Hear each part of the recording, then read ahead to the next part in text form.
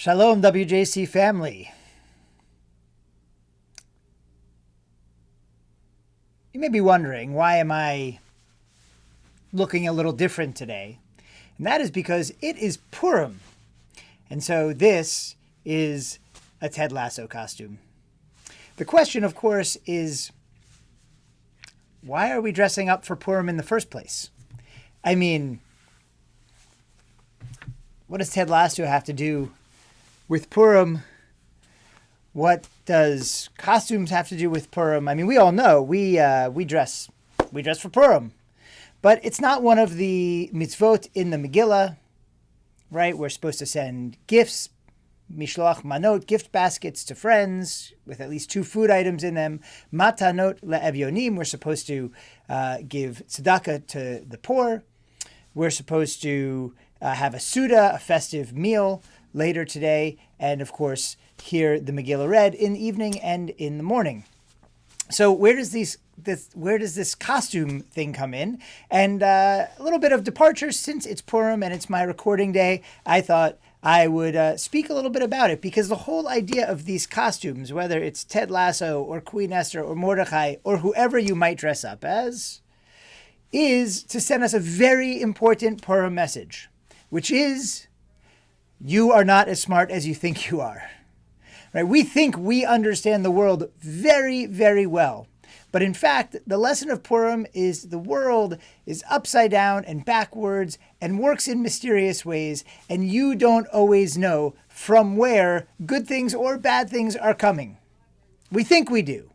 We like to have an idea, hey, I know what's going on.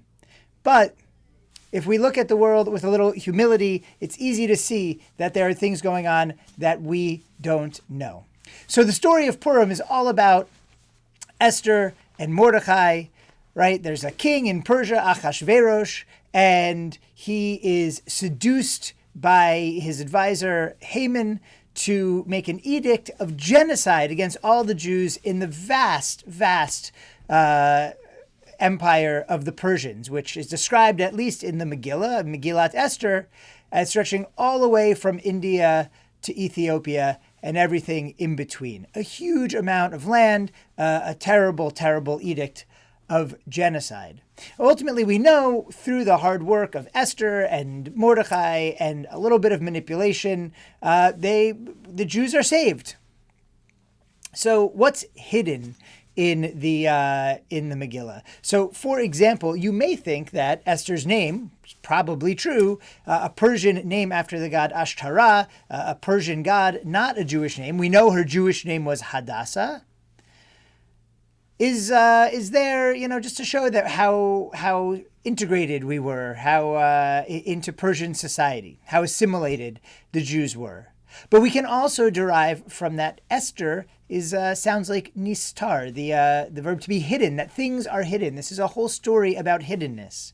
And the most hidden thing in the Purim scroll is God. God's name doesn't appear. There are lots of stories of salvation for the Jews in the Torah and in the Tanakh, in the Bible. And in all of them, we know exactly who's responsible, right? The Exodus from Egypt story leaves us no questions about where salvation comes from.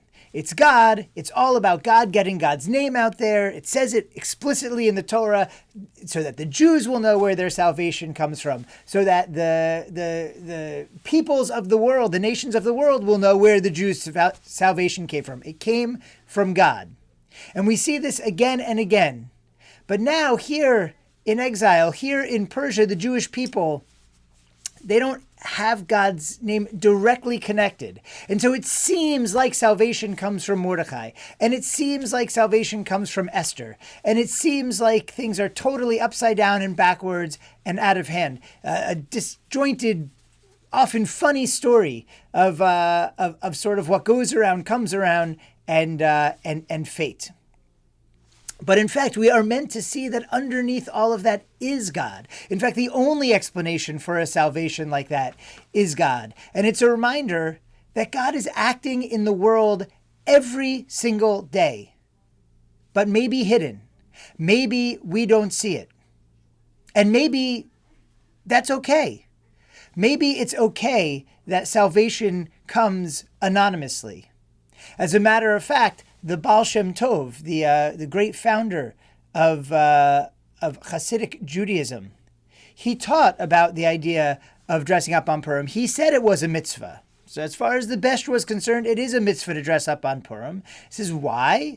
Because we're going to give tzedakah. We're going to give matanot le'evyonim. And when wearing a mask, when dressed up, you can't tell a noble person from a poor person, right? So no one has to be embarrassed to be taking tzedakah, because no one will know who it is. And no one needs to feel like they're throwing it in anybody's face that they're giving them tzedakah, which is the highest form of tzedakah, right? The Baal Shem Tov says ketikuna, right? To give it anonymously so that no one knows. So the costumes are leveling. They show that we're all at the same level, and ultimately any salvation that comes, any blessing that comes to us, that all comes from God.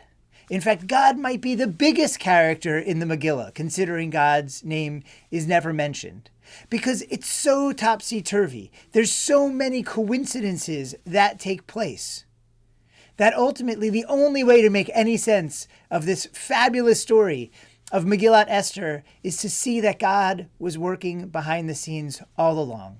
And so too is the lesson for us, right? That we may be hidden, God may be hidden, and yet if we really stop and look at the world and how it's working and where blessing comes from and where salvation comes from, and sometimes where disaster comes from, or what seems like disaster, what seems like difficulty, that in a grander, bigger scheme, God is here, God cares. It's a message of the Tanakh time and again, and it seems to be the message of Esther. You might not be able to see God actively in your story, but God is there and God cares.